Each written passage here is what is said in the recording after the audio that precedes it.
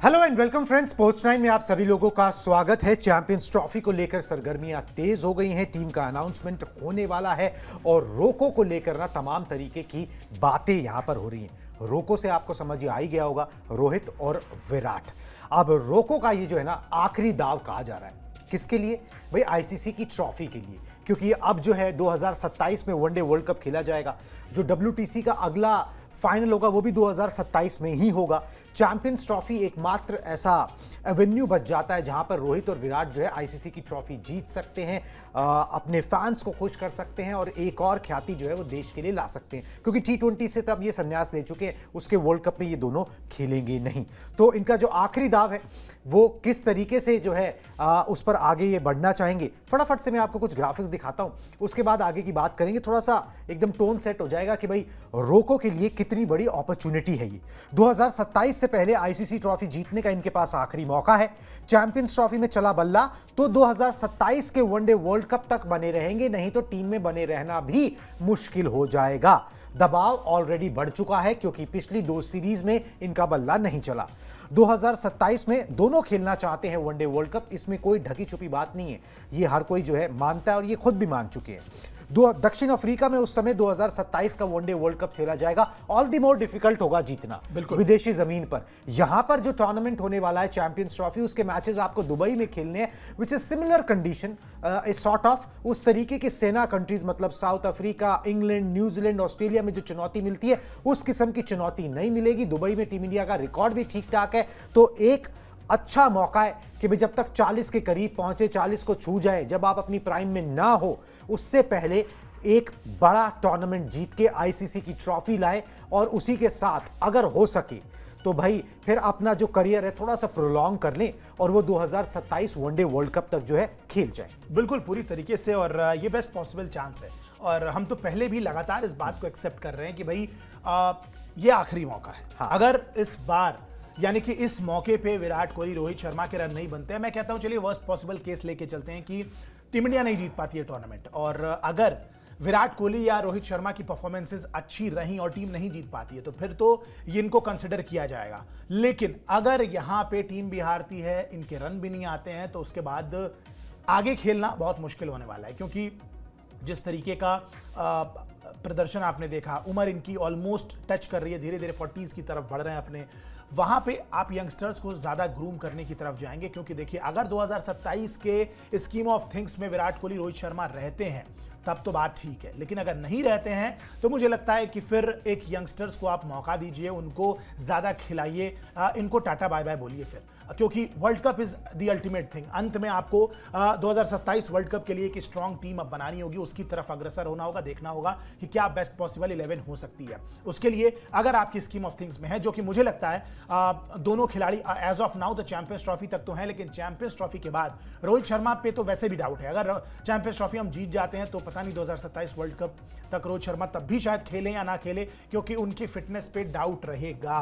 वो 2027 में जब तक होगा तब ही बी 40। विराट कोहली फिर भी शायद 40 के तो नहीं होंगे, 38 39 के आसपास के हो जाएंगे। अगर देखिए 2027 के एंड में होता है तो एक 40 का होगा, दूसरा 39 का होगा। बिल्कुल, तो वही बात है, ऑलमोस्ट वही है। तो मुझे लगता है कि जिस तरीके से आप अपना प्राइम क्रॉस कर चुके हैं विराट कोहली के लिए, बस ये एक प्लस पॉइंट है कि जो फिटनेस उन्होंने मेंटेन की हुई है, वो फिटनेस अब जाके उनको काम आएगी। बिल्कुल, क्योंकि अगर आप फिटनेस पे शायद ध्यान नहीं देते तो इतने सालों तक तो हर क्रिकेटर खेल लेता है। आयुष, ये काम भी तब आएगी ना जब फॉर्म साथ दे रही हो। ठीक है, अब अगर वो फॉर्म ही नहीं चली, आपने बॉर्डर गावस्कर ट्रॉफी में कुछ नहीं किया, उससे पहले कुछ नहीं किया, यंगस्टर्स आर वेटिंग, आपकी उम्र आपके साथ नहीं है, अब आप रॉन्ग साइड ऑफ 30s हो, तो भाई अब आपके पास ये लास्ट मौका है कि एक बड़ी ख्याति जो है ना प्राप्त करें।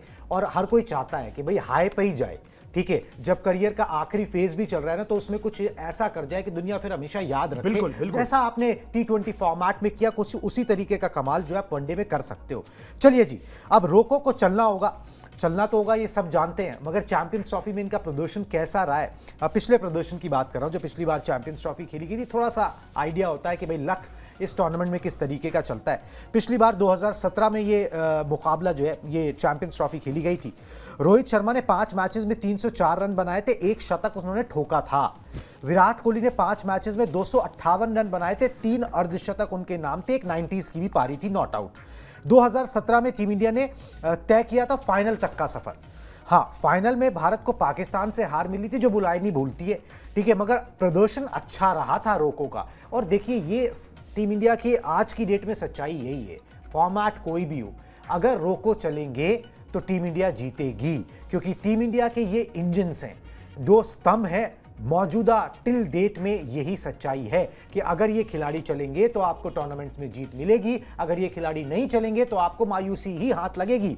तो जब तक ये फिट एंड फाइन है, इनके हाथों में उस तरीके का जोर है, इनके पास वो ड्राइव है, तो हर कोई यही उम्मीद कर रहा है कि जो 2017 में जिस तरीके का प्रदर्शन था वही 2025 में भी देखने को मिले। बिल्कुल बिल्कुल। और ये बड़ी अजीब सी बात है कि मतलब इतनी बड़ी टीम इंडिया, इतना बड़ा देश है, इतने सारे नए सुपरस्टार्स को हम मौका दे रहे हैं, ये नेक्स्ट बिग थिंग, वो नेक्स्ट बिग थिंग, लेकिन आज भी सच्चाई जो है वो यही है कि अगर विराट कोहली, रोहित शर्मा किसी टूर्नामेंट में, किसी बायलैटरल में, किसी टेस्ट सीरीज में नहीं चलते हैं तो आपकी टीम का क्या हश्र होता है। 2023 वर्ल्ड कप ही देख लें, बिल्कुल, कोई ना कोई मैच में या तो रोहित चलते थे या विराट चलते थे, और जिस मैच में दोनों नहीं चले उस मैच में फिर आपकी दिक्कत होती, क्या स्थिति हुई आपने देख ली। तो कहीं ना कहीं दिक्कत हुई, फाइनल में दोनों परफॉर्म नहीं कर पाए। वो 200 प्लस का भी आंकड़ा शायद इसीलिए हुआ कि स्टार्टिंग में रोहित ने कुछ अग्रेसिव पारी खेली और उसके बाद विराट कोहली ने भी 50 रन मार दिए थे उस फाइनल में, लेकिन अगर वो भी स्थिति वहां नहीं होती तो शायद और भी बुरे हालत में हम होते। तो अभी भी सच्चाई यही है कि आप मानिए ना मानिए, इनको टीम में रखिए, टीम से बाहर करिए, जिस भी चीज की आप वकालत करते हो, लेकिन सच्चाई यही है कि विराट कोहली और रोहित शर्मा अगर किसी भी टूर्नामेंट में फॉर्म में नहीं है तो ये आपके लिए सबसे बड़ा चिंता का विषय होता है। और यही दो खिलाड़ी अगर फॉर्म में रहते हैं तो शायद आपको एकदम से लगता है कि ये इससे स्ट्रांग तो कोई टीम हो नहीं सकती है और हम बिल्कुल प्रबल दावेदार हैं ये टूर्नामेंट जीतने के। तो ये चेंज, ये डिफरेंस है इन दोनों की खिलाड़ियों के ऑरा में, स्टैचर्स में, इतना बड़ा डिफरेंस है बाकी खिलाड़ियों के कंपैरिजन में। विराट कोहली की अगर बात करें, विराट कोहली की जो फिटनेस है वो जरूर उनको एक तरीके से कुशन देती है कि वो कुछ साल और अपने आप को आगे खींच सकते हैं, क्योंकि फिटनेस उनकी साथ है, मैच फिट है एब्सोल्युटली। लेकिन आपकी बात वही है, घूम फिर के बात वही आ जाती है, अगर फॉर्म आपके साथ नहीं है। और देखिए, बार बार ये बात कर रहे हैं, विराट कोहली का टेस्ट में फॉर्म डिप करे चलता है, वो T20 क्रिकेट तो अब खेल ही नहीं रहे, लेकिन वनडे जो उनका वाकई में एक्चुअल फॉर्मेट है, अगर वनडे फॉर्मेट में विराट कोहली से रन नहीं बनते हैं, वहां वो एक बार आउट ऑफ फॉर्म हो गए और पूरी ऐसा होता है कि एक बड़ा ICC टूर्नामेंट ही बिना उनके रन के चला जाता है, या फिर 1-2-3 सीरीज लगातार चली जाती है। मुझे लगता है कि फिर विराट कोहली को सोचने की जरूरत है, क्योंकि वनडे फॉर्मेट में अगर वो नहीं चलेंगे तो फिर कहीं नहीं चलेंगे। That is the best possible way जहां विराट कोहली कम बैक कर सकते हैं। इसलिए मैं तो बहुत ज्यादा लुक आफ्टर कर रहा हूं विराट कोहली किस तरीके का प्रदर्शन करेंगे इस टूर्नामेंट में, क्योंकि बहुत कुछ निर्भर करता है। रोहित शर्मा का तो है ही, रोहित शर्मा का एज फैक्टर है, फिटनेस की बात है, सारी चीजें आउट ऑफ फॉर्म है। विराट कोहली के लिए कहा जा रहा है कि भैया सारी चीजें ठीक चल रही है, मेहनत उतनी हो रही है, टच में भी है, स्टार्ट भी मिल रहे थे, लेकिन बार बार एक तरीके की गलती पर टेस्ट क्रिकेट में आउट हुए। अगर चूंकि वो इसलिए हो रही थी क्योंकि गेंद उतनी हिलती है, अगर वो चीज नहीं होती है तो देखते हैं कि व्हाइट बॉल क्रिकेट में फिर वो डिफरेंस दिखना चाहिए कि चलिए बॉल उतनी स्विंग नहीं कर रही है तो आप रन बनाएंगे। बिल्कुल, कंडीशंस जो है ना वो फेवर करती हैं विराट कोहली को, और बहुत लोग इस बात को मान रहे हैं कि भाई ये एक फॉर्मेट ऐसा है जहां पर आप उनको वो रन्स बनाते हुए देखेंगे जो अभी हाल फिलहाल में वो इंटरनेशनल क्रिकेट में नहीं बना पाए। चलिए जी, संजय मांजरेकर ने भी वैसे विराट कोहली को बैक किया कि भाई वो चैंपियंस ट्रॉफी में रन बनाएंगे, मगर उन्होंने निशाना भी साधा, वो अपनी बात प्रमुखता से रखते हैं। इन खिलाड़ियों पर भरोसा करने का कारण है भारत में मौजूद आइकॉन संस्कृति और कुछ खिलाड़ियों को हीरो का दर्जा देना। चाहे साल 2011 या 12 हो या आज का वक्त, चीजें नहीं बदली हैं। कई बार देखा गया है कि बड़ा खिलाड़ी लगातार खराब प्रदर्शन करता है, जिसके चलते टीम का लेवल नीचे गिर जाता है। जब भी बड़े खिलाड़ी की बात आती है तो हम एक देश के रूप में तर्क संगत, मतलब लॉजिकल नहीं रह पाते हैं। क्रिकेट लॉजिक विंडो से बाहर चले जाता है। चयनकर्ता बस उम्मीद करते हैं कि खिलाड़ी खुद ही कोई फैसला कर ले। कोई भी सिलेक्टर विलन नहीं बनना चाहता। जिस खिलाड़ी के मिलियन फॉलोवर हो, उसकी पूजा की जाती हो, तो उसके खिलाफ फैसले लेने से हर कोई घबराता है। बिल्कुल क्लियर कट बात उन्होंने स्पष्ट बोल दी। उन्होंने ये भी बोला एक दिन पहले कि विराट कोहली को मैं बैक करता हूं कि वो इस फॉर्मेट में रन बनाएंगे क्योंकि ये कंफर्टेबल फॉर्मेट है उनके लिए, मगर साथ में उन्होंने ये भी बोल दिया कि भाई आप इन पे आज भी भरोसा इसलिए कर रहे हो क्योंकि किसी सिलेक्टर में ये हिम्मत नहीं है कि वो इनको ये बोल सके कि भाई अब आपकी जगह टीम में नहीं बनती। बिल्कुल एग्जैक्टली, बहुत सही बात है इनकी, और ये एकदम सच्चाई है। इतने खराब फॉर्म के बाद भी रोहित शर्मा को टेस्ट सीरीज में ड्रॉप करने की बात जो हो रही थी वो किसी के बस में हिम्मत नहीं थी।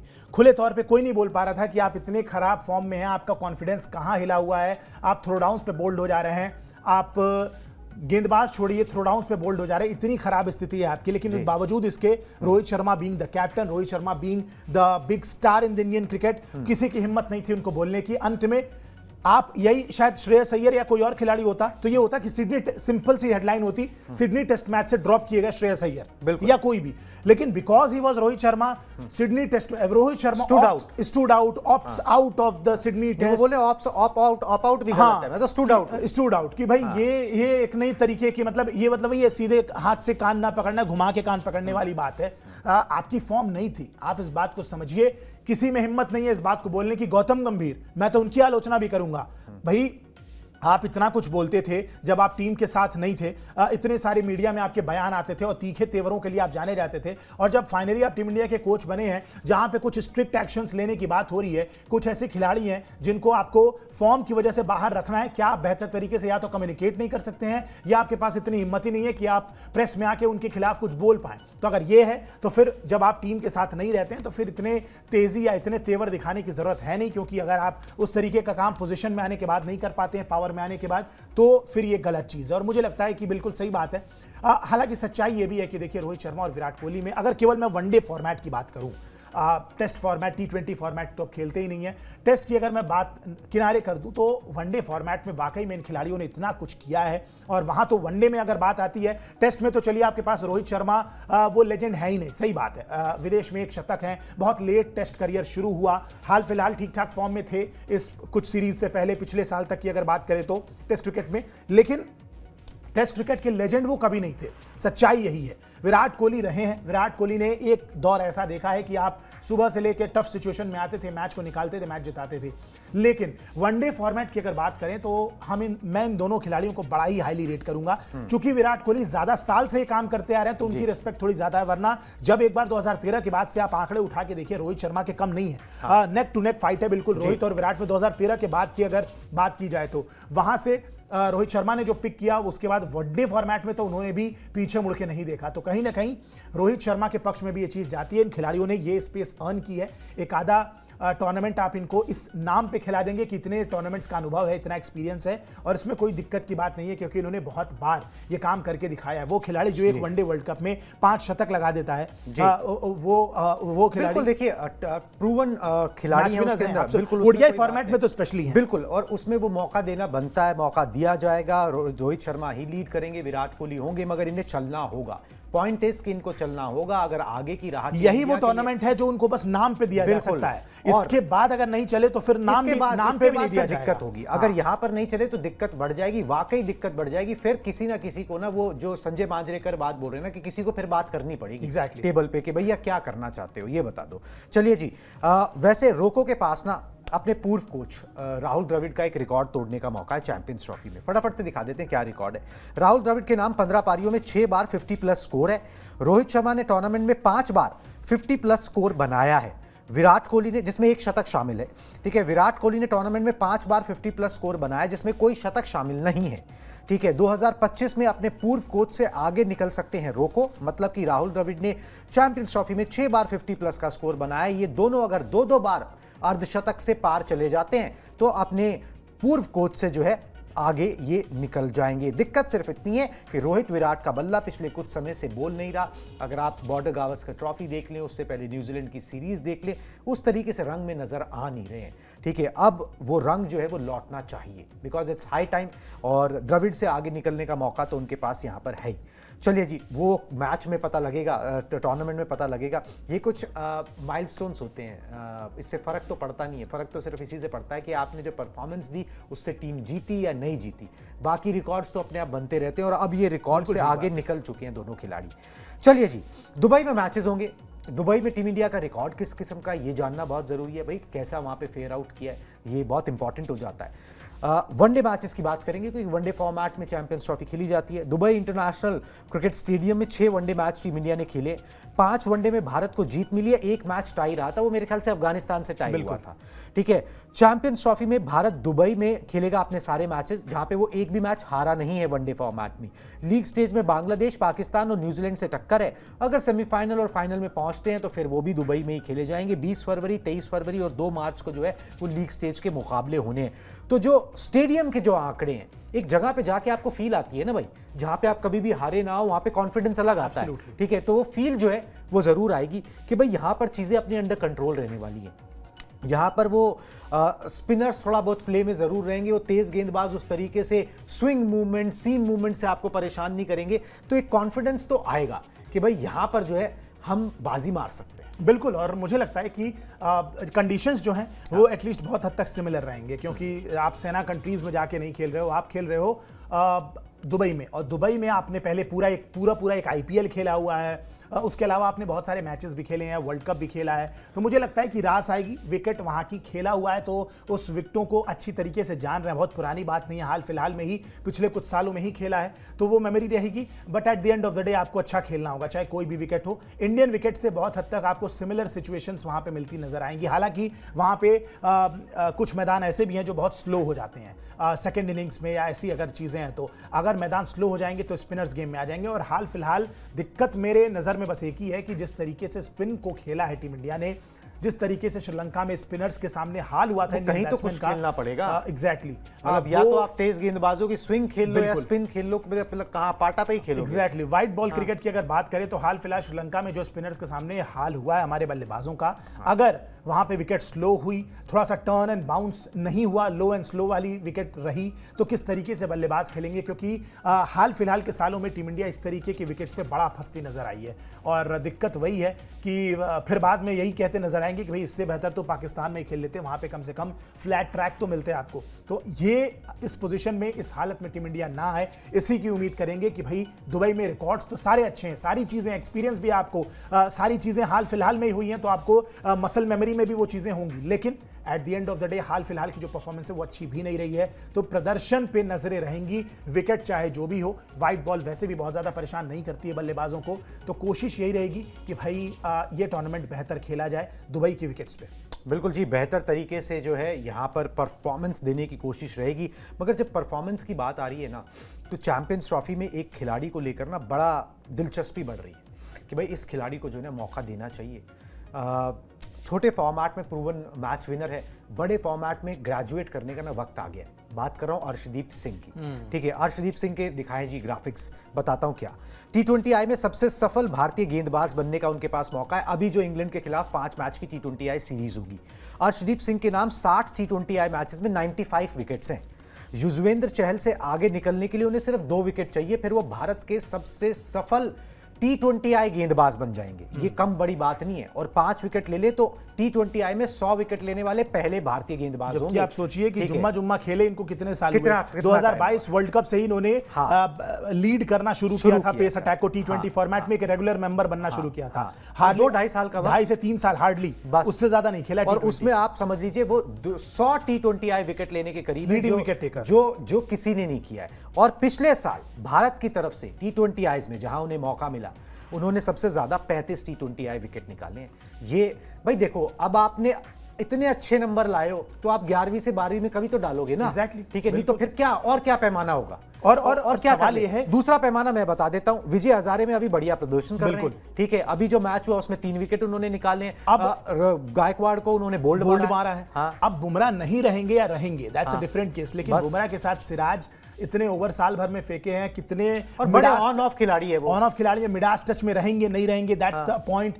अब अगर सिराज नहीं रहते हैं तो आपको थर्ड पेसर के लिए तलाशना तो होगा ही। हार्दिक पांड्या से आपको मदद मिलेगी, लेकिन दुबई जैसी विकेटों पे हार्दिक पांड्या भी कितने असरदार होते हैं ये देखने वाली बात होगी। तो मुझे लगता है कि बॉलिंग अटैक में एक लेफ्ट आर्म पेसर का, एक तो लेफ्ट आर्म पेसर है, बिल्कुल सबसे इंपॉर्टेंट एस्पेक्ट लेके आते हैं, एक अलग एंगल, एक अलग वेरिएशन लेके आते हैं। दुनिया की हर टीम के पास अब आज के जमाने में एक लेफ्ट आर्म पेसर होता है। इंडिया के पास भी लगातार उसकी सर्च जारी है T20 फॉर्मेट में, तो मिल गया अर्शदीप के नाम पे। मुझे लग रहा है ग्रेजुएट करने का वक्त आ गया। बिल्कुल, अब आप उन्हें वनडे में मौका दें। और देखिए अब लंबी गेंदबाजी भी कर रहे हैं, डोमेस्टिक में करके भी दिखाया, तो ऐसा नहीं है कि 10 ओवर फेंकने में उनकी शरीर थक जाएगी या केवल 4 ओवर के गेंदबाज बन के रह गए हैं। 10 ओवर तो एटलीस्ट उनसे एक्सपेक्ट कर सकते हैं। अब मैच्योरिटी भी आई है, शरीर भी थोड़ा मजबूत होता है, ठीक है। आप इंटरनेशनल क्रिकेट खेलते हो, फिटनेस की एक रिजीम फॉलो करते हो, शरीर भी मजबूत होता है, आपकी मेंटल मेकअप भी बनता है कि यार मेरे को T20 नहीं खेलना, मुझे 10 ओवर भी खेलने हैं। तो 10 ओवर 50 ओवर वाला गेम खेलना है, तो उसमें 10 ओवर डालने की काबिलियत आदमी पैदा करता है, उसके लिए मेहनत करता है। वो सारी मेहनत उन्होंने की है।